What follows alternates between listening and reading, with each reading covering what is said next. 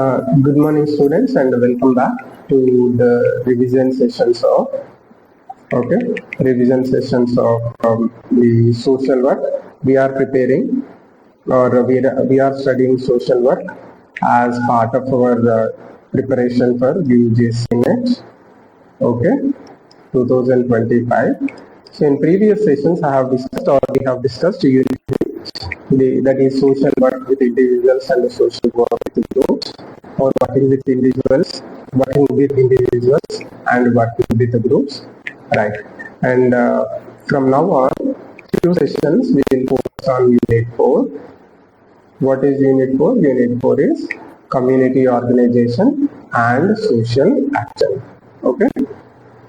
You have to remember the along with the third unit, that is with the groups and working with the individuals, community organization and social action is also very important from the point of view of examination, and you know very well it is one of the fundamental topics or part of the subject social work, right?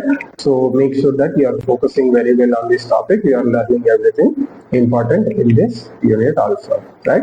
So for our comfort, I have divided this unit into 7 videos. Briefly, one part and the other part, one after the other, we will be learning in a series of videos. So in this part, we will study the community organization. In this, we will understand the concept, definition of community organization, scope, historical perspective, etc. These things we will try and understand. Right. These are the things briefly we are going to see: concept, scope, historical perspective, then role, community-based organizations, human capital and social capital in community organization. Okay, these are the things briefly we are going to understand. First, we will see concept and definition of community organization. So, what is the definitions? What are the definitions given by various social workers? Right. We will see the definitions. You see, according to Murray Ross, he defined community organization as it is a process by which a community identifies its needs or objectives, orders or ranks, and these needs, orders of these needs, and develops the confidence and will to work at these needs, finds resources, both internal and external or external. Why they have to find these resources? To deal with the needs that they have and take action in respect of them. Okay. So what is the meaning of community organization? People in the organization or members of an organization, they will identify the needs that they have. They will mobilize the resources and they will take action on those resources so that their needs are met. Okay. So then you will call that organization as a community organization. Okay. We will see another definition also given by Wayne Macmillan.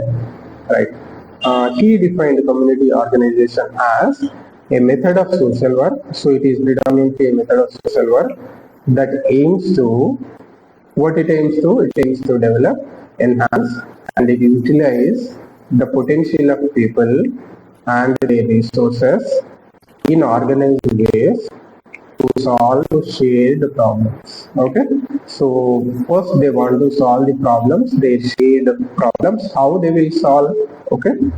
By utilizing the potential of the people and their resources in organized ways. In this way, they will utilize the potential and they will try to solve the common problems or shared problems they are sharing. This is how Wayne Macmillan has defined community organizations. Okay, so these are two important definitions given by social workers. These two important social work thinkers. Okay, try to remember the definitions. Verbatim as they are, the definitions are picked in the examination and they are being asked. So you should be very careful with the definition. Yeah. Then we will understand scope of community organization means in which areas it can be applied. Right. So first one is in mobilization of local resources for community development. Here community organization comes as a great utility. Second one, identification and prioritization of needs within communities. Okay, here also the scope of community organization extends. Third area is capacity building and leadership development within the communities. Right, leadership. You see, leadership development is very important. In previous classes, when we were studying the social group work, there also one of the major objectives of social group work is to develop and cultivate leadership among the group members that we have seen. So you remember, here also it is there. The fourth one is conflict resolution, meaning what? If there are any conflicts in the organization, they have to be solved. So here also community organization works. Then promotion of collective action. Right? Collective action means all the members coming together and they are taking action. That is the meaning of collective action. Okay, right. Another area where the community organization is applied is policy advocacy and creation of community-based networks. Okay, here also community organization is an important role. And the last one is involvement in social movements. Several famous examples are there. Chipko movement is there, Narmada Bachao Andolan is there, Seva movement is there. Okay, so involvement in social movements like these movements. Then disaster response, whenever a disaster strikes a community, in responding to the disaster, community organization helps. And in urban and rural planning, here also the community organization helps. Okay, so broadly this is the scope of community organization. Right. Then we will see the domains of application where we can apply social work, community work or community organization. Okay. So first and foremost area is urban and rural development, which is an important area. Okay, urban and rural development. Then second area is slum development or slum rehabilitation. Within the urban areas, slums are centers for several problems. People are living in inhuman conditions. They do not have access to all services. So in that slum rehabilitation also, you can apply community organization. Then in several domains like health, education, livelihood interventions, you can apply community organization. Then after that, disaster relief and rehabilitation. Here also you can apply community organization. Then environmental and sustainability activities, which have become very important because of the concepts or aspects like climate change, global warming. Okay, and environment and sustainability initiatives, we have to take them, and here community organization plays very important role. And briefly we will understand the historical perspective of community organization. Okay, how concept of community organization has emerged or evolved over the time in India, and apart from India, in other countries also. Predominantly we will see in UK and United States of America. Right. So historical perspective of community organization. Excuse me.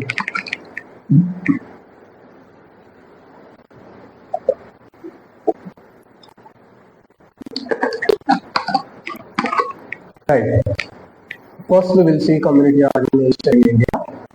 Right. In India, the roots can be traced to traditional village panchayat systems that were there in the earlier times. Okay, and self-help groups. Okay, that were there in India. Some examples are taken. That is mutual aid systems in rural societies. Okay, so this is the origin of community organization in India. Right. If you see in the colonial period, when you come to the modern period or colonial period, emergence of voluntary efforts like Brahmo Samaj, Arya Samaj, and the servants of India society, these organizations engage in community work and community welfare. Right. Post-independence era, you will see many movements originating and many NGOs originating. Okay, many NGOs originating, and we are contributing a lot. Okay, they are doing a lot of community organization, and They are calling for social action. They are doing several activities which can help the people. Okay.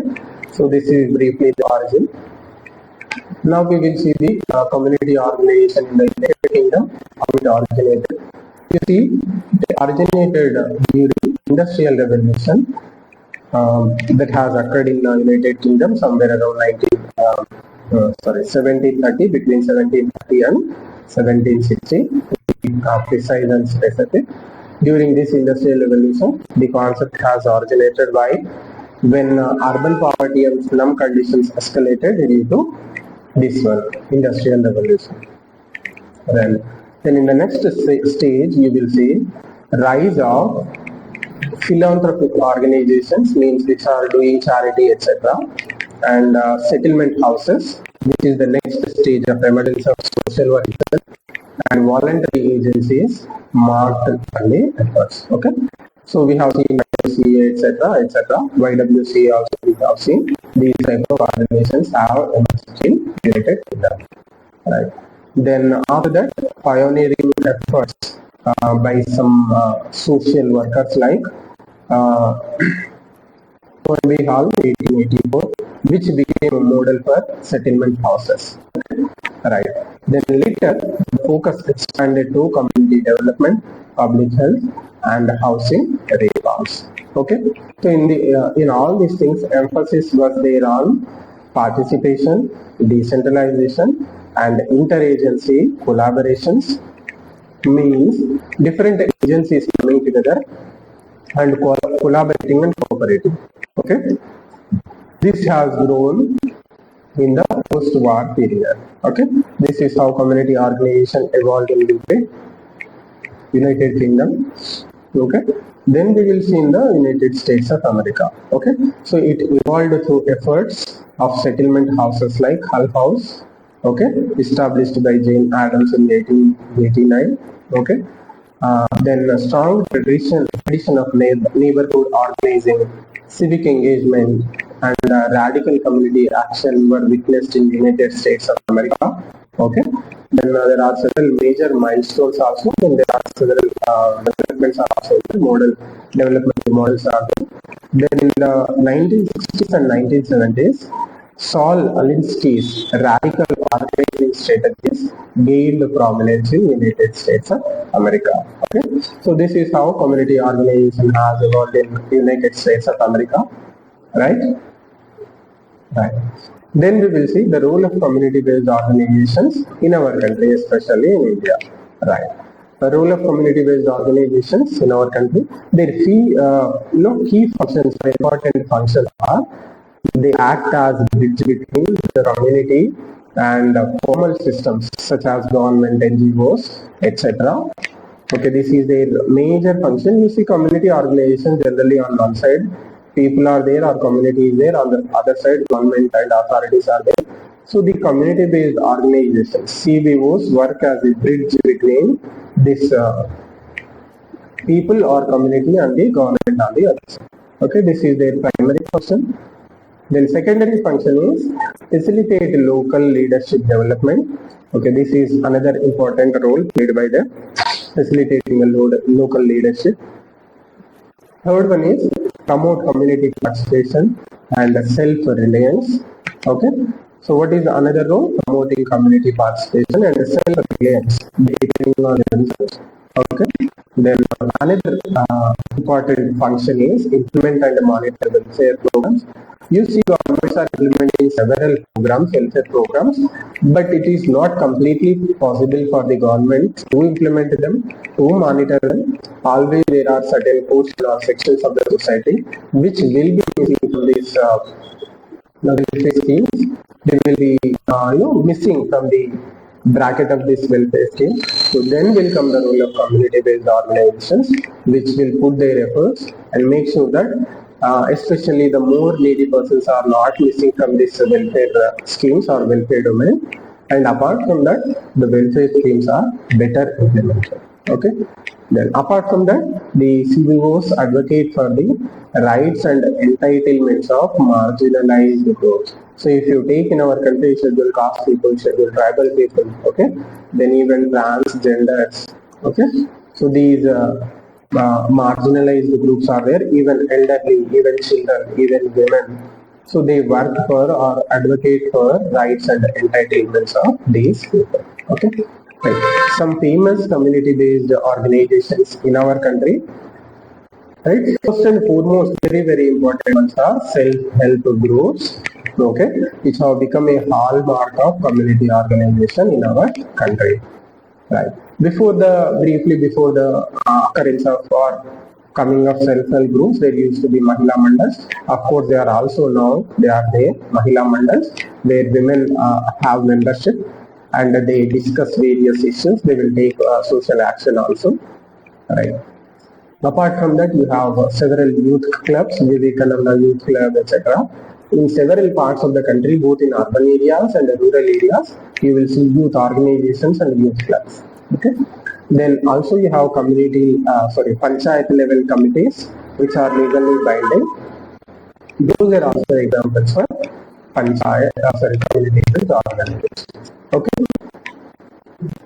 Then we will see the human capital and the social capital aspect in community organization. Right. Human capital definition and its importance in community-based organizations or in community organization. You see, this refers to skills, knowledge, health, and capabilities of individuals that enable productivity and contribution to contribution to community development. Then you will call that aspect as human capital. It is nothing but a person, whether it can be male and female, they are in good health, okay, they are well educated, okay, and they have skill set, okay, to contribute for the development of the community. Then you will call that human beings as human capital. Okay. So how you will develop or how you will build human capital? By investing in education, training or skill development, and health, investing in health, because people have to be healthy also. Otherwise, you will lose their capability to work. Right. So these are the things that will enhance the human capital formation. Okay. Then we will see the second aspect, that is social capital.